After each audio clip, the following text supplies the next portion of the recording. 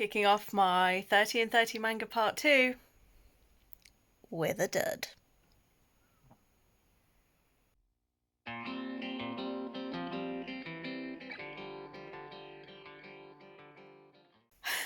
I I was browsing on Vinted for manga and I saw one that popped up a couple of times. I was like, this one looks quite cute. I like the artwork on it, and it was called Escape Journey.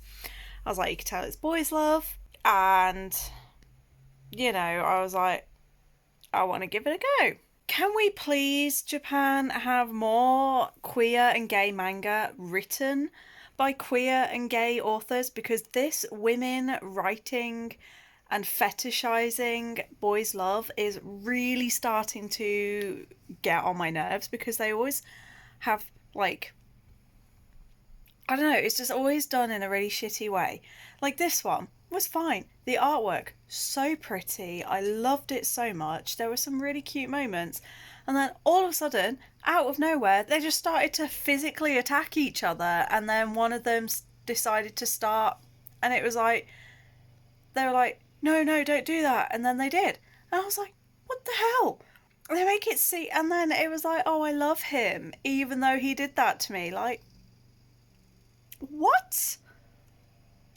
So that one only got 2 stars.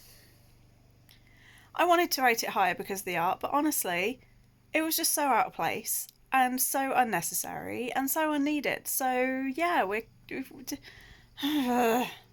30 and 30 isn't going as well as I was hoping. Hopefully, better luck with the next pick.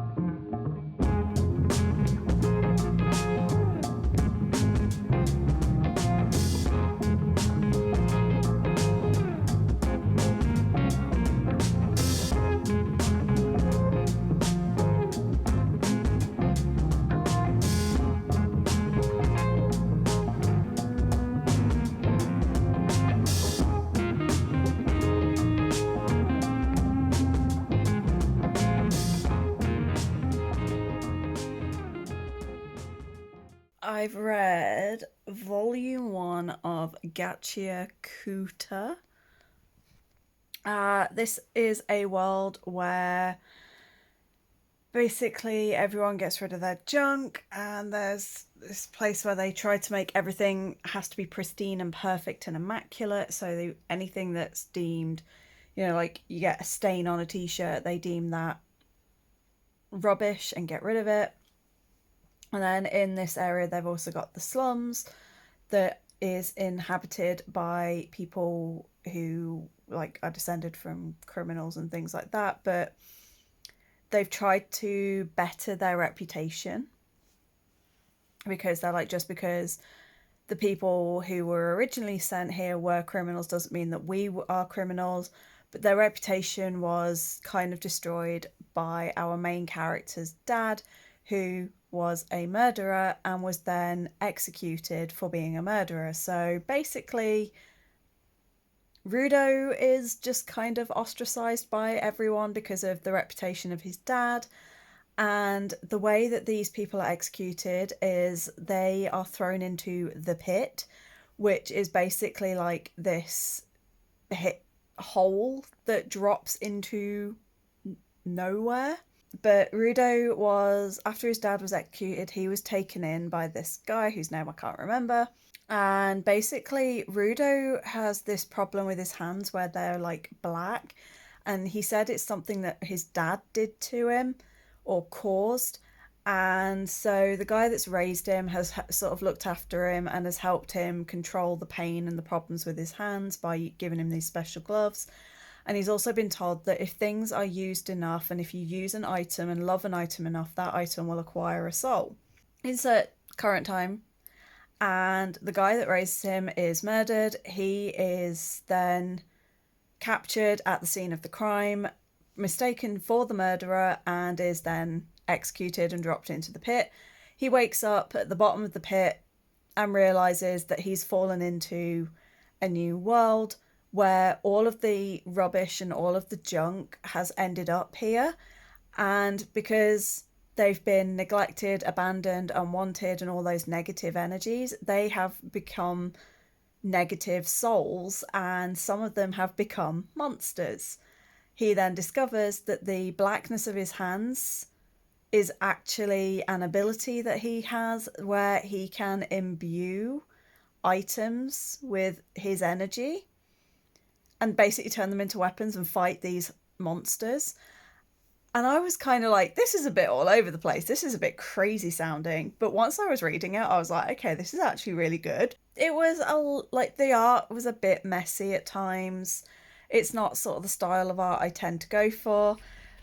But it did bring in the new sort of like who's going to be his new mentor in the pit, who is called, it's like Engine.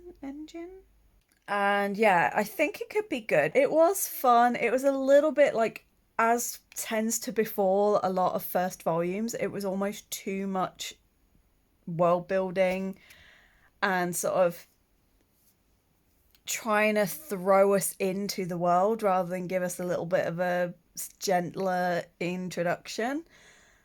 So there was so much going on, but I can definitely see it being one that I'll enjoy, and it is one that I'm going to continue. I gave this one 3.5 stars. And yeah, I look forward to the next one. I'm now on book 9. So that is book 16 for the month. And I'm now going to go on and try something else.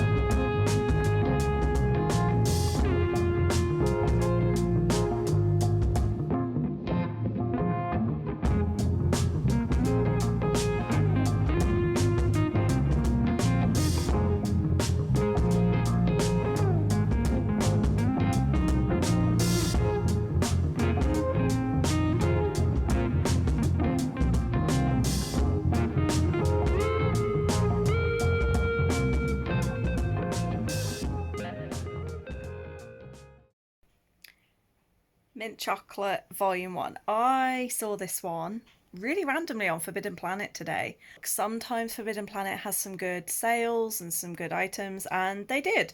And they had a book that I've kind of been interested in for a little while for $1.99. So I was like, I will consider it. And so going through the manga, I saw mint chocolate and I liked the art on the cover. I was like, let's have a look. Now, I will say this is a step sibling romance. Normally, I am immediately turned off by that idea. But this one I was okay with because it's a guy she already had a crush on, and then she literally finds out on the first page of the manga that the man her mother has just married is his dad. And so it starts with them becoming step siblings. So I'm like, do you know what? It's not like it's one where they're established and they've been around each other for years and it's like this has been going on since they were kids or stuff like that. This is they're 16 and she's already had a crush on him for a while and then they become step siblings. And I was like, it's okay. I can deal with that. And it turns out he already had feelings for her too. And they're both kind of in that we like each other. Like, I love him, I love her, but what's everyone going to think and how can we do this if we're step siblings? So we should keep our distance and not go there. And it's, yeah. Then there's another guy that comes on the scene and it's starting to create a bit of tension. My biggest sort of thing with this is clearly she's been with this guy for enough time that they've decided to get married and you've never met them. I don't get that. Especially with how it was just her and her mum and they were really, really close and had this special bond. Like, how was it then that you didn't once do a family meeting, if nothing else, to see how the kids would get along? It just doesn't make sense to me. But yeah, it was cute. It was quite wholesome. I don't know yet if I'm going to continue. I have given this one 4 stars. It was like there were some really sweet moments. There was a couple of funny moments. But there were also a couple of bits that did annoy me. Like, I didn't like the art style sometimes, and I didn't like the drawings sometimes were a bit vague on what was actually going on, so you had to kind of work out what was happening. Like, there's one scene in particular where the Nanami gets drunk by eating alcohol-filled liqueur chocolates. And I was like, even at 16, if you eat a pack of 12 of those, you're not going to get absolutely blind drunk the way she did. She kind of annoyed me because she was very overreactive to everything. He just had to glance in her direction and she'd be like, What? What do you want? Why are you talking to me? And it was like, whoa. And he kind of was a bit snarky. And I was like, I'm not sure I like the dynamic. It was a good time. It was fun, but I don't know if I'm going to continue this one. But that was number 17, so I am still a few behind, but I'm getting there. I'm catching up. I've caught up by 1 today. It is the 26th and I am on something. No, I'm not on drugs, in case that was shutting up now. And I'm still only on volume, on 17. So I have, including today, 5 days to not only catch up on 9 volumes, but then also, the 4 that I've got left. So, I've got 13 volumes to try and catch up on in 5 days. Not a problem. I was... After saying for years and years and years and years and years that I am never going to get into the series because I started watching it when I was a kid, decided to hold off until it was more finished, and it is still going 20-some years later, and then deciding it's far too big and dense and there's no way that I'm ever going to catch up and it's too expensive to try and catch up. I'm not interested and I'm just not bothered by it.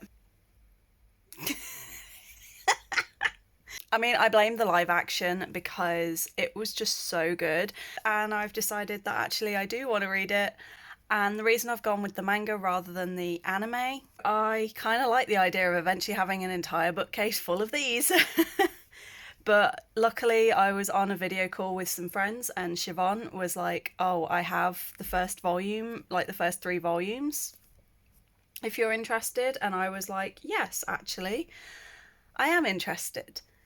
And so I got this, and I also got Chainsaw Man right here, upside down, volume 1. And I've also still got this one, and I have APOC. So if I can read all of these in one day, that would be fantastic, because not only will that be me caught up, it will also include today's, and I will then be back on track. Today's going to be a manga reading day, so let's go.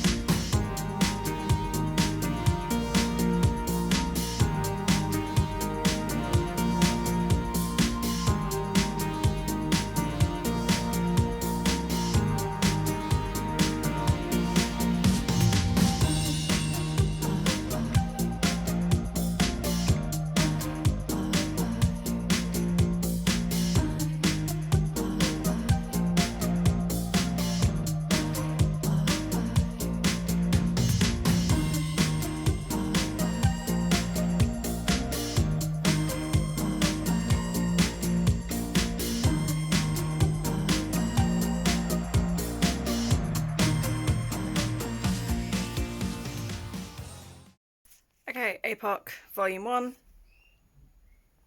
I really want to like this because it's an indie artist and I've met her and she's so lovely.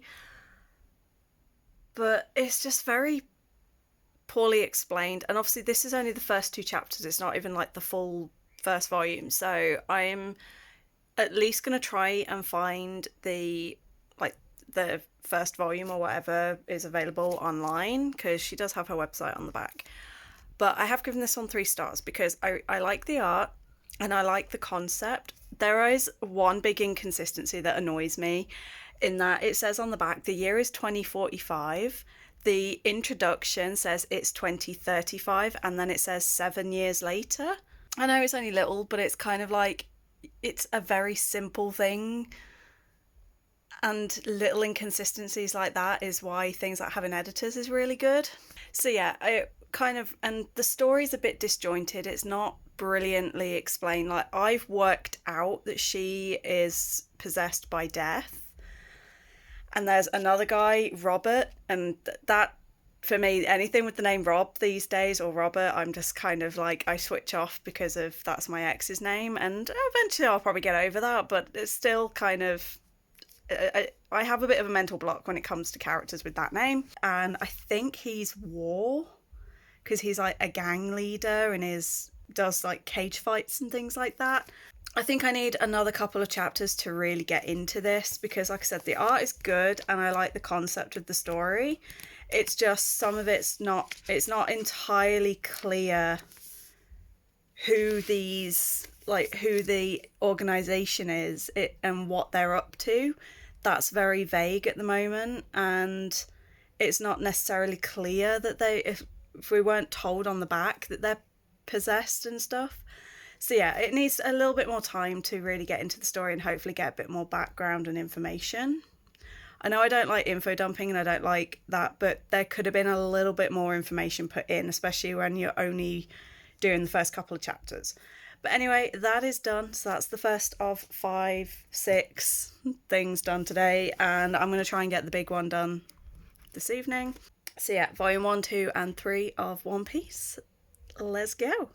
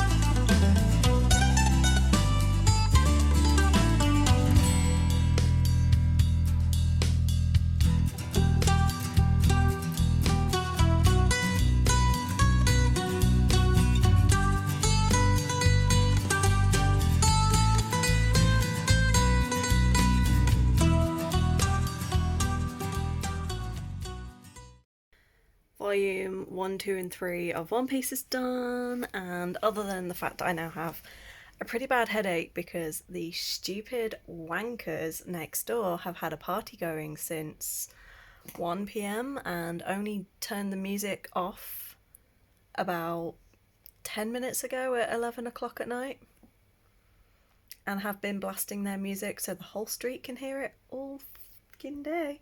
Anyway, it's been kind of slower going than I was expecting because obviously some things are pretty much identical to the TV show and then other things are different. And I'm actually finding there are some aspects where I'm actually preferring the way they've handled it in the show. Certain characters, especially when they get brought in and the way they're being brought in, I prefer, like in the show they bring Nami in a lot earlier and Zoro is the second one that joins. And I kind of actually preferred that. And the Buggy storyline, I preferred that storyline where they're in the tent and they get to see him in kind of like the circus kind of performance thing. And we get more of a vibe of him being a captain. But there are other bits like it with the Buggy arc. I really like the cannon and like the Buggy balls. Every time they said it, I just couldn't stop giggling. I absolutely cackled at one point when Buggy separated himself and then Luffy just kicked him in the nuts. I was like, Buggy was like, don't attack my lower half when my upper half isn't there. I'm really liking the characters. I'm liking, like I said, I am enjoying a lot of the storyline. It's just I'm enjoying the TV show. I really like the visual aspect. I like the music aspect. And obviously I'm aware that with the show there's certain characters who don't come into it until much later, and they had to basically do one very big spoiler that I won't say in case you haven't watched the show and don't want to, or you are watching the show and I don't know. One of the things involving one of the characters was rearranged and brought into the show way earlier than it is in the manga. So a couple of the things that happened there and in the show aren't present in this one just yet. But I was enjoying it. I loved seeing Kobe in here. Helmeppo, oh, that stupid haircut. I'm so glad they didn't give him that haircut, apart from like a tiny little funny nod to it in the show. But yeah, it is good. I'm really enjoying all of the art. I'm liking the little extra bits that I'm getting. I'm still obsessed with Zoro. He was one of my first crushes.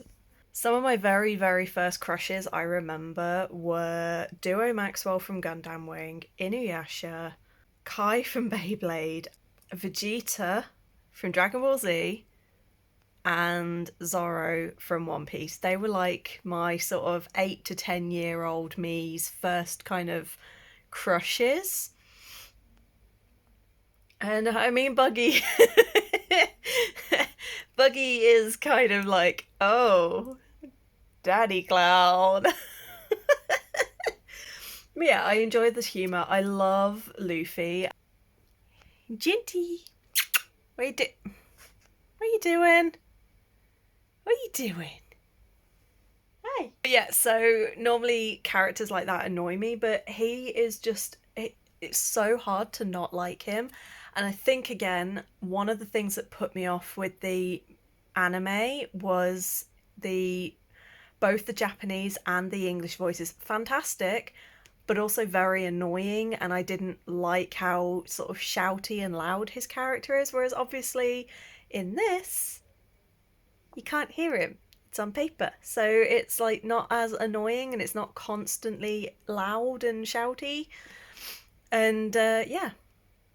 So like I said, it was very difficult reading this coming in from the show and knowing that certain things in the show aren't in here yet and certain things in here aren't in the show. But I really enjoyed both for the way each of them has handled it. And I hate to say it, I genuinely hate to say this, I can't wait to continue it on my poor bank account. So with that in mind, that is 4 out of the 6 things done today. So even though I am still behind, I'm now only behind by 2 instead of 4, 5. So tomorrow I need to read 3 to get myself up to date. It's gone 11 p.m, so I can go to bed, or I'll probably be joined by this one. Shouldn't do that because I've got a bad neck.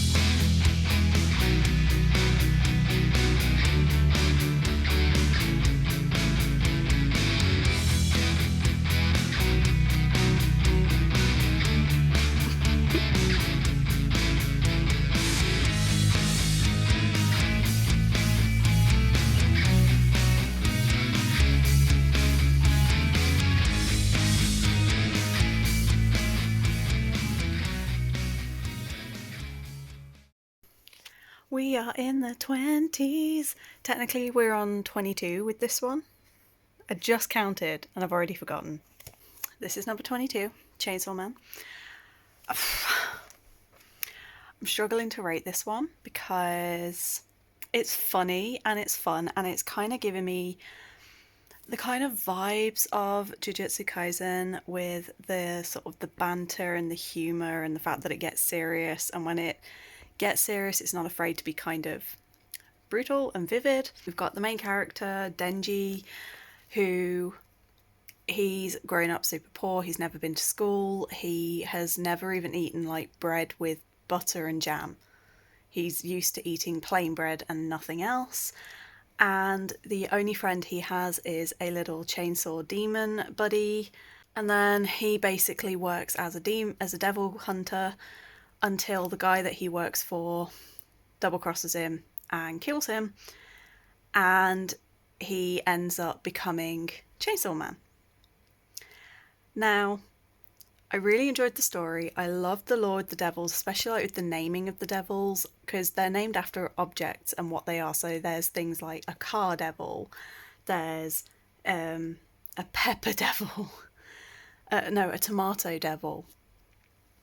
And they were saying that devil's strength is linked to the thing they're named after. So if you've got a tomato devil, then it's not going to be very strong because people don't fear tomatoes unless you're allergic, but typically we don't have an inherent fear of tomatoes, whereas he is a chainsaw devil,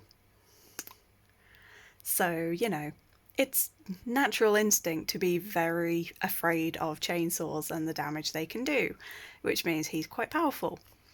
The problem I'm having with this one is, like so much, especially manga that is geared towards the male species, the main character, he's obsessed with food and boobs, and he talks about his only goal in life is to eat bread and jam and touch boobs.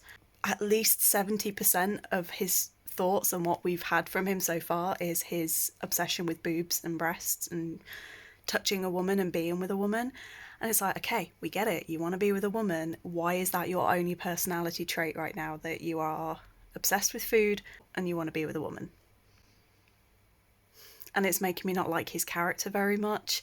He is amusing me. There's been a couple of moments. There was one that I actively laughed out loud where he gets paired up with like his senior, and just kind of they get into a fight, and he just kicks the guy in the balls, and he's like, I only ever, when I'm fighting a man, I always aim for the bolt, for the nuts, and it's like, oof. And that was quite funny. So I think this one's going to be about a 3.5 because it was a good intro. It explained things really, really well.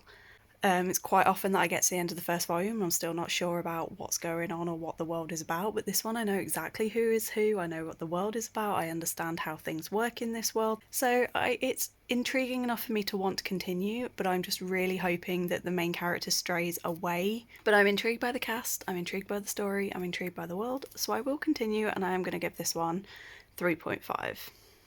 It's now just turned the 28th. Oh, it's getting tight. Our hearts beat to the city streets. We began to feel the fire. We rise like tall buildings as the chemicals, they take us higher. The night's young and it's just begun as she puts her hand in mine. We wanna chase the night, wanna dance to the light, pull stars from the sky, just two hearts running wild. Never sleep, never stop, as we shout from the top. We're gonna be two hearts running wild.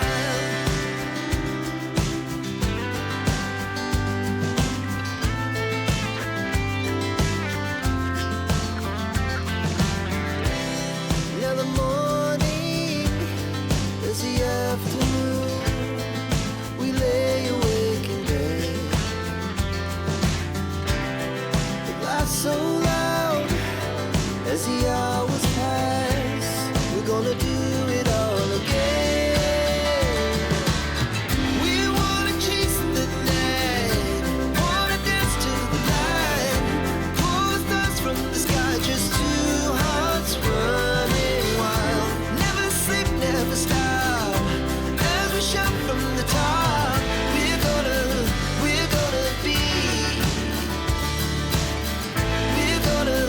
We're gonna be two hearts running wild.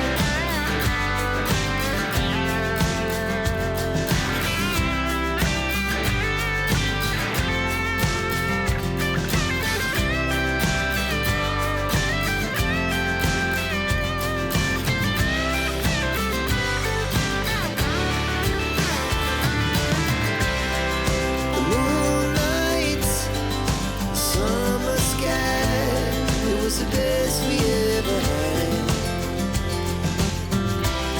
And we'll stay young forever, we'll never have regrets.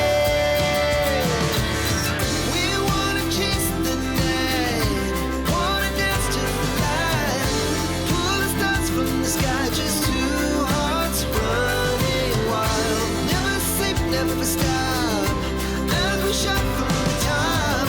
We're gonna be two hearts running wild. We're gonna be. We're gonna be two hearts running wild.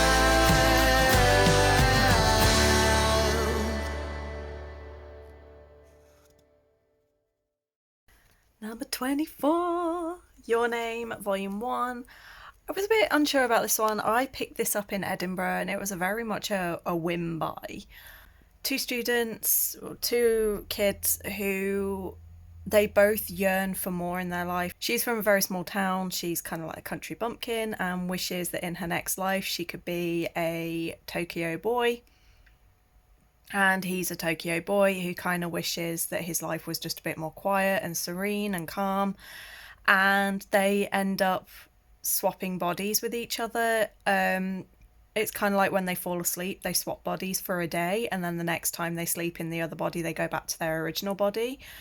And the first time it happens, they both kind of go, well, that was a weird dream, until they head into their normal lives. And it's like, you know, you were acting so weird yesterday, you were talking funny, or you were doing things that weren't yourself, you didn't know who people were. And both of them go, holy crap, this was real. So they then start to, like, they can't control when they switch bodies, but it starts to happen 2 to 3 times a week, and they start to communicate with each other through journal entries and their phones and things like that. Part of me is kind of like, well, why haven't they just arranged to meet up to talk about it, especially as by the end of this it's been over a month.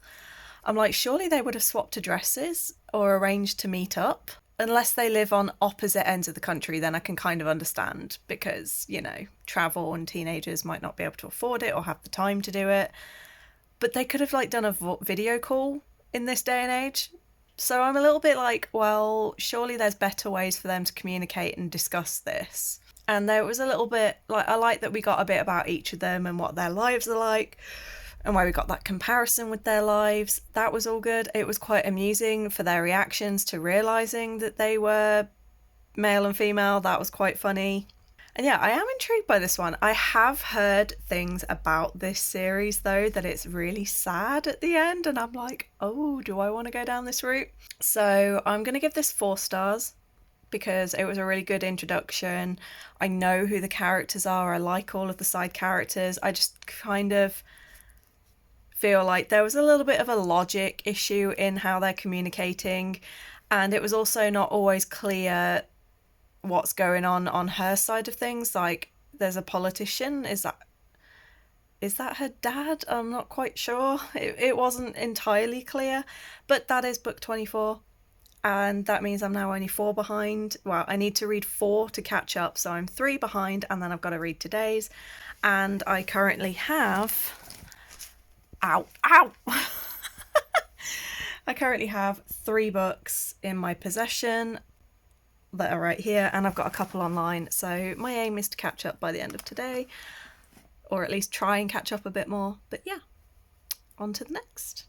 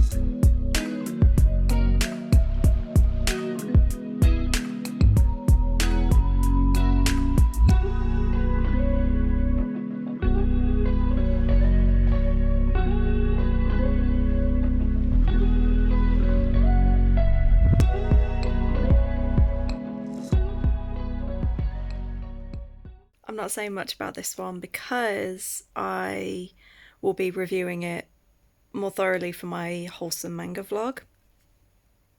5 stars. So cute. And I love that it's not fictionalized. It's just a snapshot of what it's like to live with these cats, and so many of their behaviours are the same as this little idiot who went on a carpet clawing rampage. So I need to hoover and tidy that up. I laughed a lot, and I was like, my cat does that too. Especially as at the moment, I don't know if you can see it from here. No, you can't. This little pile of clothes right here. I mean, I think she's now finally done with them, but for about 2 weeks I couldn't pick them up because she was sleeping on them constantly. But now she's back to her pillow by the door and my bed. So I can now reclaim those and put them in the wash tomorrow. But yeah, 5 stars. So cute. And that means book 24 or 25 is now done. We're catching up. We might actually do this.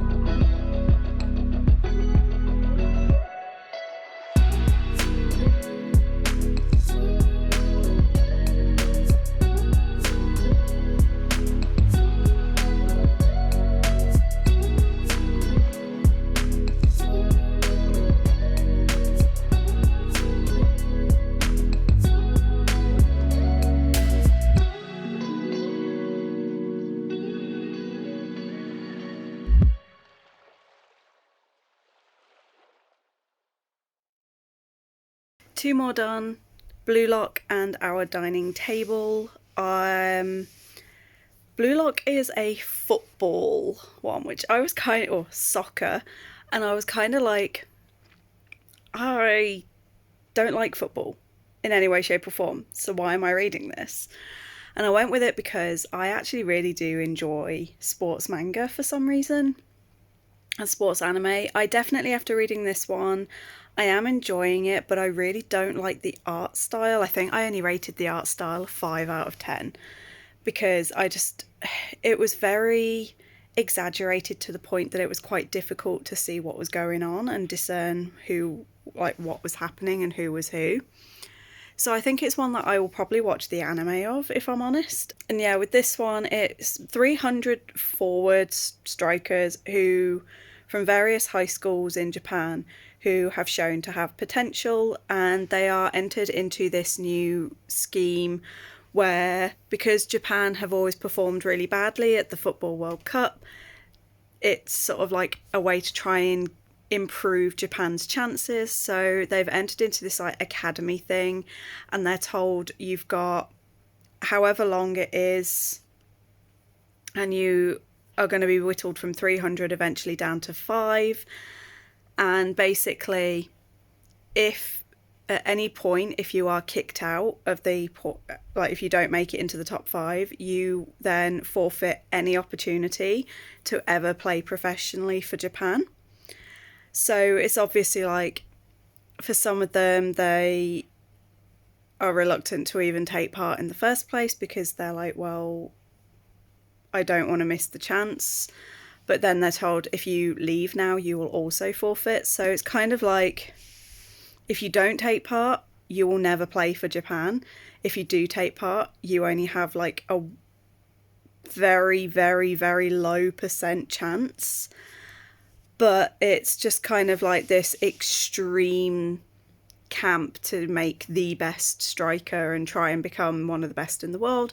And I really like the concept, I like the ideas, but like I said, I didn't really like the way the characters were introduced. It's very hectic and very crazy, and the art style reflects that as well.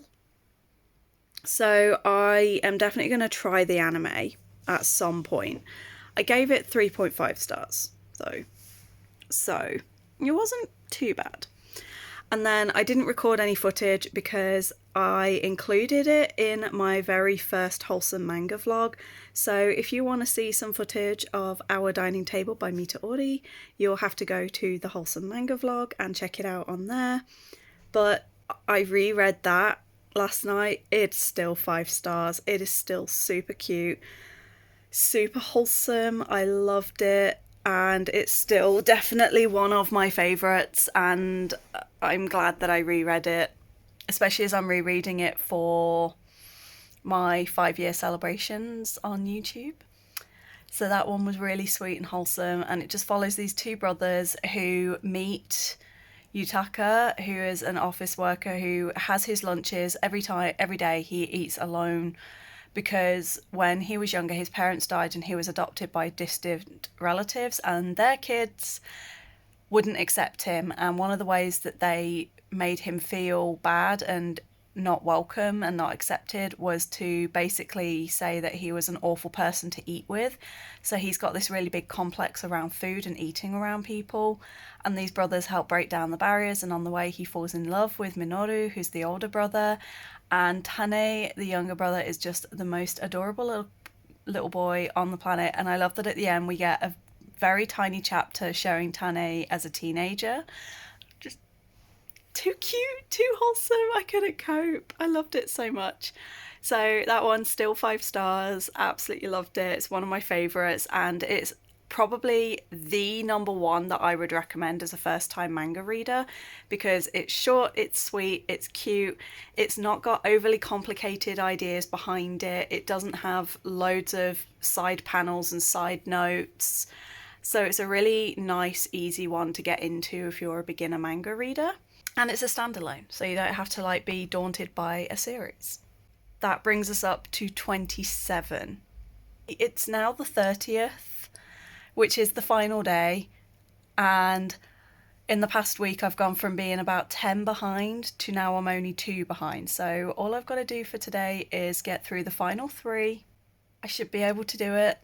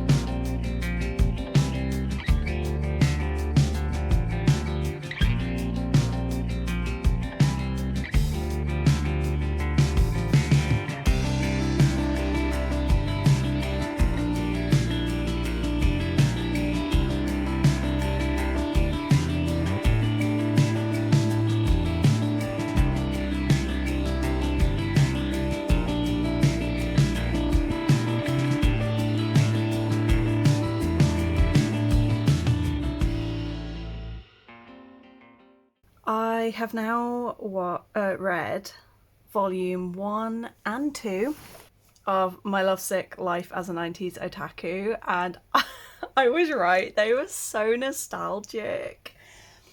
As a 2000, like early 2000s big newbie to otaku, they were so nostalgic. I connected so much because it's some of it is fictionalized, but all of it is based off of real experiences that the author had.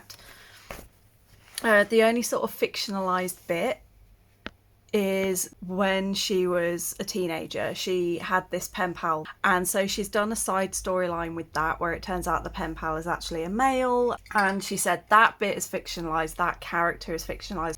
She never actually knew if her pen pal was a male or female. She never actually met them. But honestly, the references, there's like Rurouni Kenshin, there was Lena Inverse from Slayers, there's Gundam Wing, but it really did pull me back to a lot of my childhood stuff, like having pen pals and like the very early days of cosplay, because in sort of 2000, 2001, cosplay was nothing like what it is now. It was, curtains and bed sheets and cardboard props, but it gave me some real nostalgic feelings. There was one page in particular where I was like scrolling through and I was like, hey, that's Duo Maxwell, and it was such a vague picture. He is one of my all-time favorites, and he is my favorite character in Gundam Wing. There were quite a few, certainly in the second volume, there were quite a few Gundam Wing references, and that was my kind of first big obsession in the anime world. Was there was Gundam Wing. There was also, I did get into Dragon Ball Z. I've mentioned it a few times on this channel, where there was like Toonami did an evening thing where it'd be Dragon Ball Z followed by Gundam Wing followed by Outlaw Star, and I was completely obsessed with all three. But Gundam Wing, I had friends who were also into it. Like there was a website called Gundam Wing Zero. Hasn't existed in 15 years now.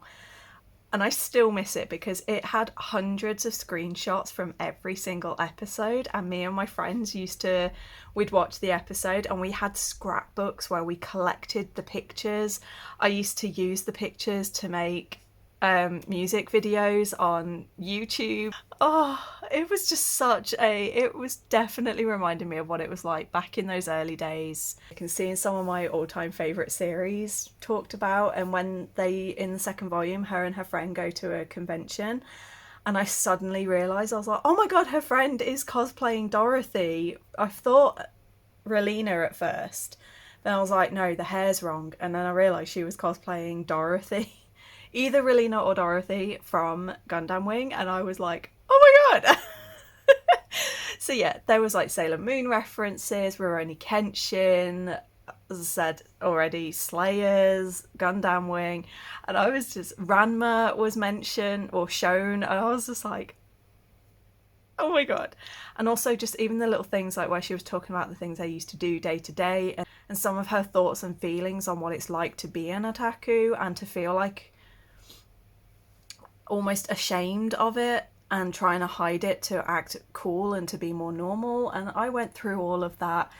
Genuinely reading it, I felt like my 11-year-old self, writing fan fiction with my best friend in RE lessons, crowded round the lunch table with our friends talking about the latest episodes of Gundam Wing and arguing over the pronunciation of Hwoarang's name from Tekken, and talking about how hot Dante from Devil May Cry was.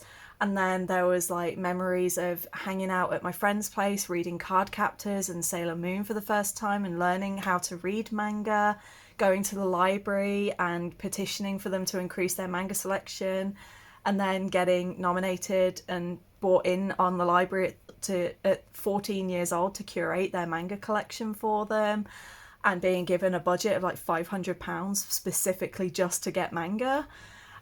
And just all of those memories came flooding back, and it made me, I'm nearly tearing up now thinking about it, because manga was just the one joy in my life.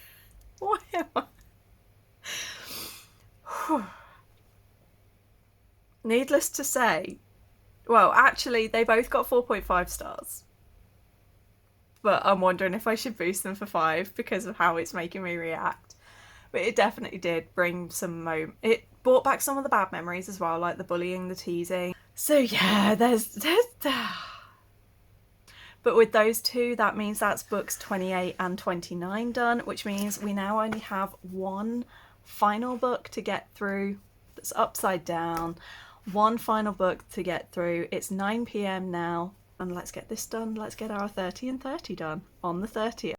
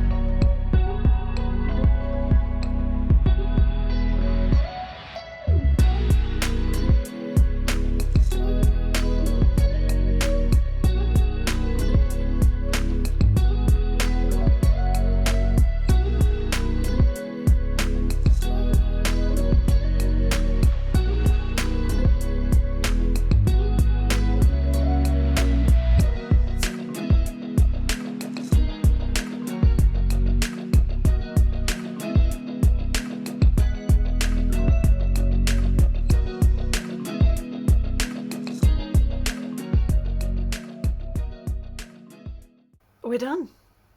30 and 30 complete and done.